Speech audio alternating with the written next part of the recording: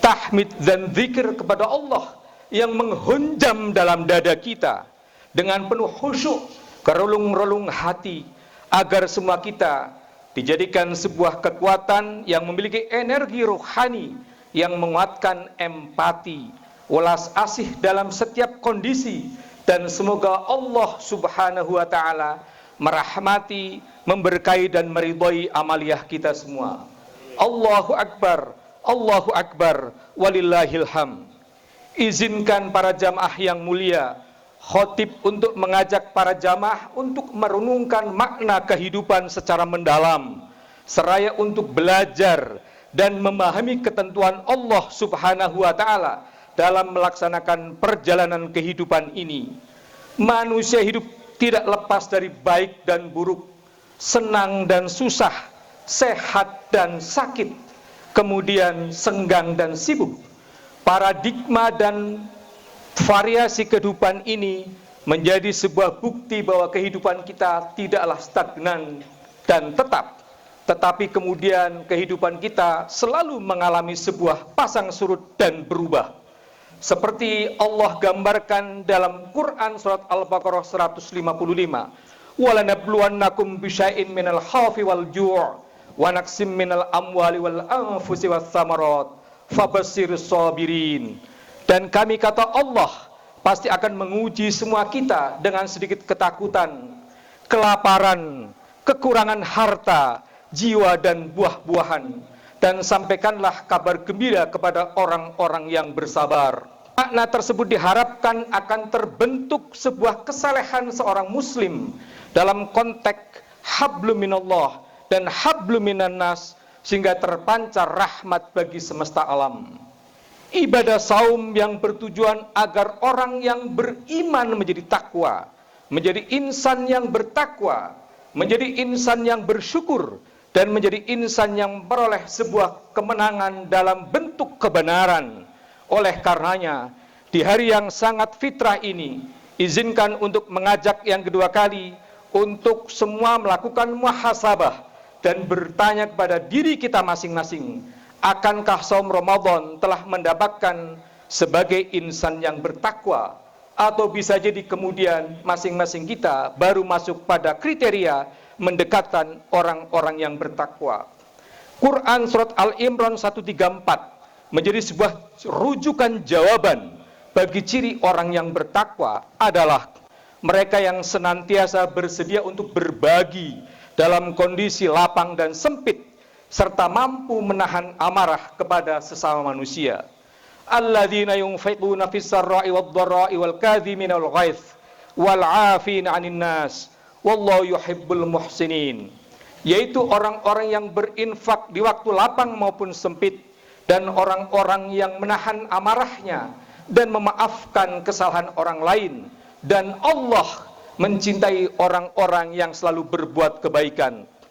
Lebih lanjut Al-Baqarah 177, Allah tegaskan kepada semua kita tentang arti, makna seorang muslim bagaimana mengimplementasikan nilai-nilai ketakwaan kita kepada Allah Subhanahu wa taala, yang artinya kebajikan bukanlah menghadapkan wajah kita ke arah timur dan barat, tetapi kebajikan itu adalah orang yang beriman kepada Allah, hari akhir, para malaikat, kitab Allah, dan para nabi, serta memberikan harta yang dicintainya kepada kerabat, kepada anak yatim, kepada orang-orang miskin, orang-orang dalam perjalanan atau musafir, peminta-minta, dan mampu untuk memerdekakan hamba sahaya yang melaksanakan sholat dan menunaikan zakat. Orang-orang yang menepati janji jika ia berjanji, mereka itulah orang-orang yang benar, dan mereka itulah orang-orang yang bertakwa. Allahu Akbar, Allahu Akbar, la ilaha illallah, Allahu Akbar, Allahu Akbar, walillahil hamd. Para jamaah sholat id yang diberkahi Allah Subhanahu wa ta'ala, dari dua ayat tersebut di atas, orang yang berpuasa diharapkan memiliki kualitas kesolehan yang otentik dan menjadi pembentuk tindakan yang mulia dalam bentuk empati, welas asih kepada sesama. Perwujudan implementasinya untuk selalu berbuat baik dan kebenaran secara murni dan tidak dibuat-buat, sekalipun dihadapkan dalam situasi dan kondisi yang memungkinkan untuk berbuat kezaliman dan pasti merugikan orang lain. Lebih tegas, manusia yang bertakwa akan selalu menggunakan akal budinya dalam perspektif sebagai manusia individu, perspektif manusia sosial, dan perspektif manusia bertuhan, sehingga kemudian orang yang bertakwa memiliki perangai tidak seperti sifat-sifat hewan. Hal tersebut Allah tegaskan dalam firman-Nya Al-A'raf 179. Dan sungguh kata Allah, kami isi neraka jahanam dari kalangan jin dan manusia. Mereka memiliki hati, tetapi tidak digunakan untuk memahami ayat-ayat Allah. Dan mereka memiliki mata, tetapi tidak untuk melihat tanda-tanda kekuasaan Allah. Dan mereka pun memiliki telinga yang tidak dipergunakan untuk mendengarkan ayat-ayat Allah. Mereka seperti hewan, bahkan lebih sesat. Mereka itulah orang-orang yang lengah. Allahu Akbar, walillahil hamd. Perilaku hewaniah dalam diri seorang manusia terkadang terlihat bias, absurd, karena sering dibingkai oleh alam pikiran dan ilmu pengetahuan yang secara teoris tampak benar dan maju, padahal salah, sehingga sering merendahkan martabat dan kemuliaan manusia.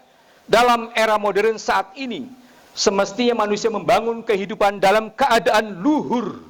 Namun kita lihat Indonesia hari ini jatuh ke dalam sangkar besi kemodernan yang dibangun oleh diri sendiri dan atau oleh sekelompok, sehingga kemudian sebagian kelompok mengalami chaos.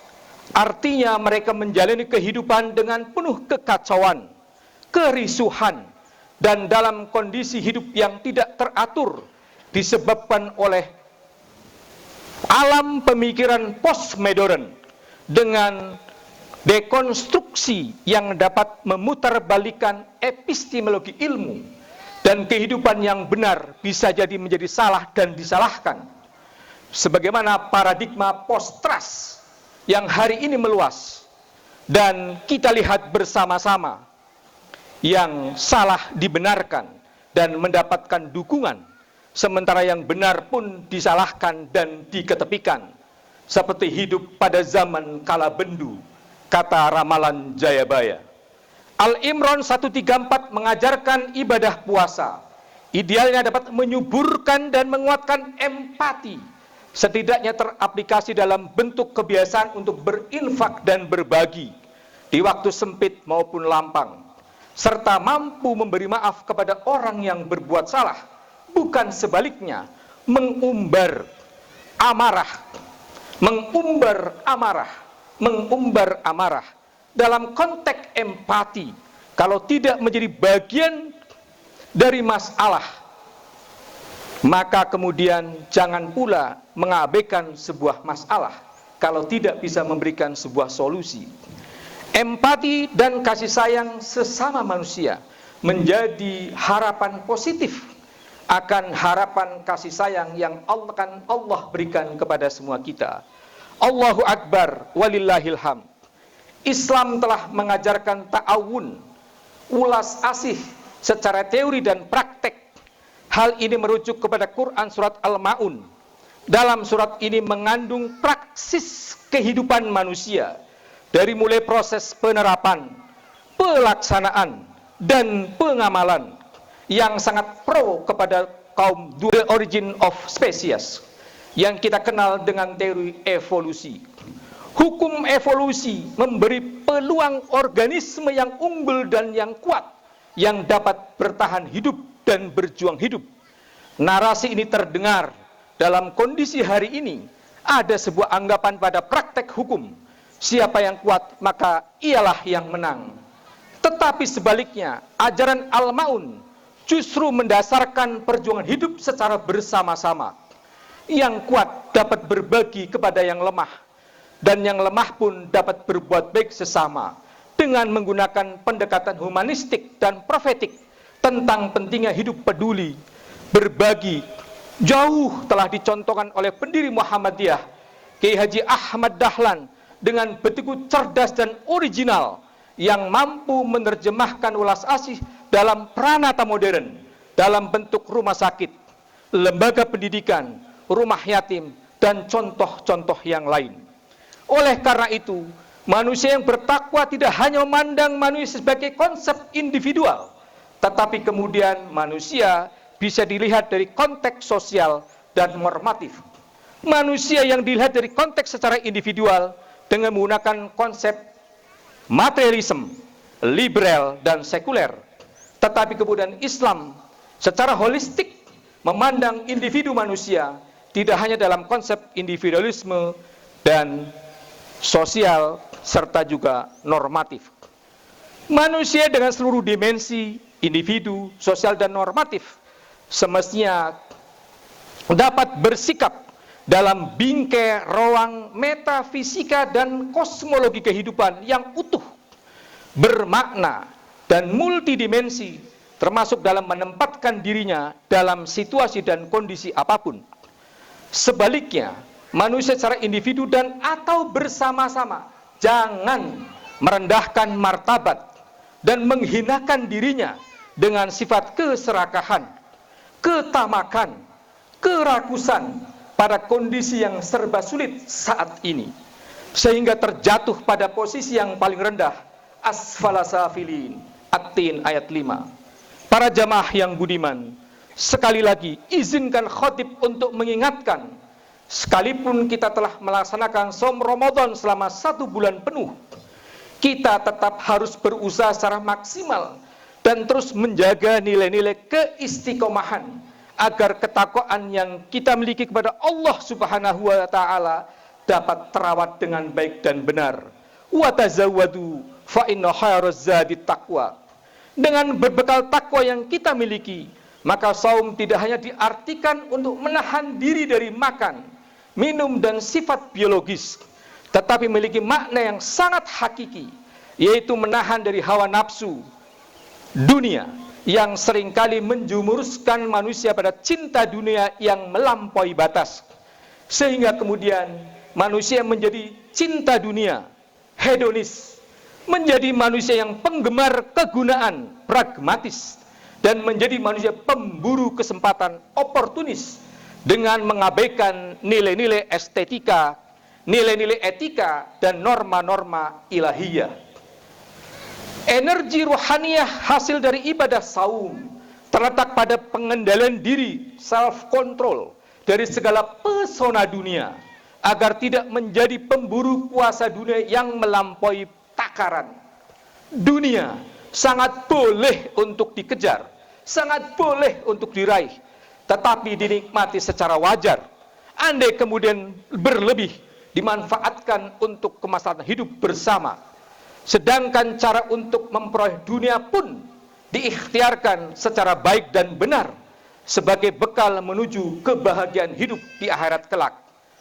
Al-Quran Al-Qasas 77 telah menegaskan kepada semua kita, dan carilah negeri akhirat dengan apa yang telah dianugerahkan Allah kepadamu, tetapi jangan pula kau lupakan bagianmu di dunia, dan berbuat baiklah kepada orang lain seperti hanya Allah berbuat baik kepada semua kita. Dan janganlah semua kita berbuat kerusakan di bumi. Sungguh Allah tidak menyukai orang-orang yang berbuat kerusakan. Allahu Akbar, walillahil hamd. Saum merupakan representasi di jalan rohani untuk membangun kekuatan empati yang kokoh pada setiap muslim dari bujuk rayu dan pesona dunia. Hasrat makan, minum, dan hasrat biologis hanyalah simbolis yang oleh seorang sufi Jalaluddin Rumi disebutkan menjadi berhala, ibu dari semua berhala yang tak terkendalikan. Segala petaka, musibah, dan cobaan hidup bermula dari hawa nafsu diri kita secara primitif yang kemudian tak terkendalikan, untuk mendorong manusia untuk menguasai dunia dan sangat melampaui batas. Ia melakukan korupsi, ia menyalahgunaan kekuasaan, ia kesewenang-wenangan dalam berbuat dan merusak alam, serta berbagai macam kejahatan lain. Hawa nafsu seperti itu jika tanpa rem spiritualitas, maka kemudian tidak akan pernah berhenti dan selalu memiliki alasan untuk melakukan pembenaran keserakahan tersebut. Maka kemudian Allah, Tuhan yang Maha Kuasa, memberikan label At-Takatsur. Titik puncak saum adalah setiap muslim meraih puncak kualitas tertinggi, yaitu manusia yang bertakwa. Dan mereka yang lulus saum adalah manusia yang sukses melakukan dan menekankan jiwa primitifnya menuju kualitas ruhaniyah yang paling purna. Itulah kemudian saum sebagai jalan terjal menuju puncak ruhaniyah tertinggi yang tercerahkan, yaitu spiritualitas yang luhur sebagai perpaduan harmoni hablum minallah dan hablum minan nas, nilai-nilai ilahiyah dan nilai-nilai insaniyah yang terpancar dalam bentuk kebajikan bermuamalat di muka bumi ini. Izin meminjam istilah diksi Yuval Noah Harari menjadi makhluk tingkat dewa. Para hadirin sidang sholat Id yang dimuliakan Allah, di sisi lain, saum sejatinya merupakan energi ruhaniyah yang sangat dahsyat untuk diproyeksikan membangkitkan sebuah kekuatan umat Islam agar menjadi khair ummah, dimulai dari membangun sebuah kekuatan rohani sebagai basis utama, kemudian melahirkan pancaran perubahan alam fikiran, tindakan, karya yang berkemajuan sesuai dengan nilai-nilai keislaman. Para sahabat yang budiman, Allahu Akbar, walillahil hamd. Orang yang bertakwa baik sebagai pemimpin negara, politisi, birokrat, pengusaha, profesional, terlebih tokoh agama, hendaklah memiliki sifat tabligh, amanah, sidik, dan fatonah, serta menjadi uswah hasanah semua kita. Kesalehan dan keberagaman orang yang bertakwa tidak disalahgunakan untuk meraih kepentingan duniawi yang sangat rendahan, serta menghalalkan segala cara yang pasti tercela dan tidak beradab atas nama pribadi maupun atas nama golongan, terlebih pada kondisi Indonesia hari ini. Bermula dari kualitas muslim yang bertakwa, kemudian bermetamorfosis secara kolektif, maka akan menjadi umat terbaik. Dan dari pribadi takwa yang berkualitas tinggi akan terbentuk masyarakat dan kehidupan yang berkualitas utama, yaitu umat terbaik dalam segala bidang kehidupan. Karenanya agar saum tidak berhenti pada aktivitas ritual ibadah secara formalistis dengan mengikuti syarat dan syariat semata, jadikanlah ibadah tahunan tersebut sebagai proses transformasi rohaniyah secara aktual untuk menuju terbentuknya Islam yang berkualitas dan tampil sebagai khalifah di muka bumi ini. Dan semoga kita semua menjadi pribadi-pribadi yang selalu menumbuh kembangkan kekuatan empati, welas asih, dan kasih sayang dalam setiap kondisi. A'udzubillahi minasyaitonirrajim. Ma asabaka min hasanatin faminallah, wa ma asabaka min sayyi'atin famin nafsik, wa arsalnaka lin-nasi rasula wa kafa billahi syahida. Kebaikan nikmat apapun yang kamu peroleh berasal dari Allah, sedangkan keburukan bencana apapun yang menimpa kita disebabkan oleh kesalahan dirimu sendiri. Kami, kata Allah, mengutus Nabi Muhammad untuk menjadi Rasul semua kita. Cukuplah Allah menjadi saksi. Asyhadu an la ilaha illallah wa asyhadu anna Muhammadar Rasulullah. Alhamdulillahi rabbil alamin. Hamdan yuafi ni'amahu wa yukafi mazidah. Ya Rabbana lakal hamdu kama yanbaghi li jalali wajhikal karimi wa azimi sultanik. Allahumma sholli ala Muhammad wa ala ali Muhammad kama shallaita ala Ibrahim wa ala Ibrahim innaka Hamidum Majid. Wa barik ala Muhammad wa ala ali Muhammad kama barakta ala Ibrahim wa ala ali Ibrahim fil alamin innaka Hamidum Majid.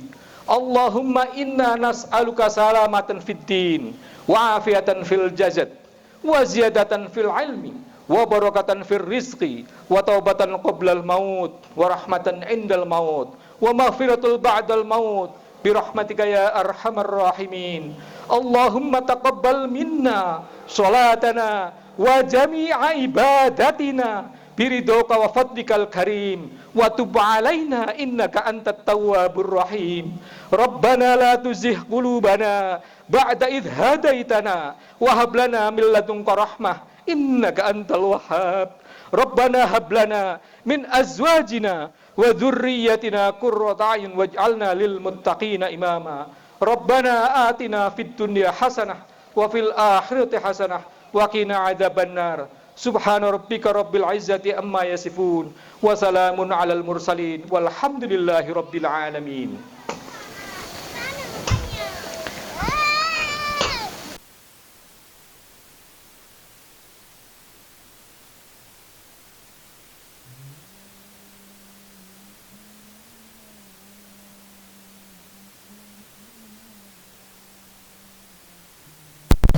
La ilaha illallah, Allahu akbar, Allahu akbar, walillahil hamd. Allahu akbar, Allahu akbar, Allahu akbar. La ilaha illallah, Allahu akbar, Allahu akbar, walillahil hamd. Allahu akbar, Allahu akbar, Allahu akbar. La ilaha illallah, Allahu akbar, Allahu akbar, walillahil hamd. Allahu akbar, Allahu akbar, Allahu akbar. La ilaha illallah, Allahu akbar, walillahil hamd. Allahu akbar, Allahu akbar, Allahu akbar. La ilaha illallah,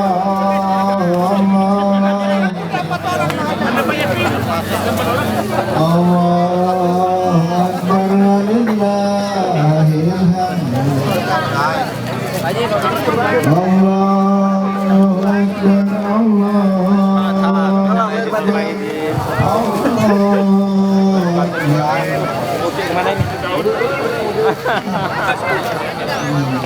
La ilaha illallah, Allahu akbar, Allahu akbar, walillahil hamd.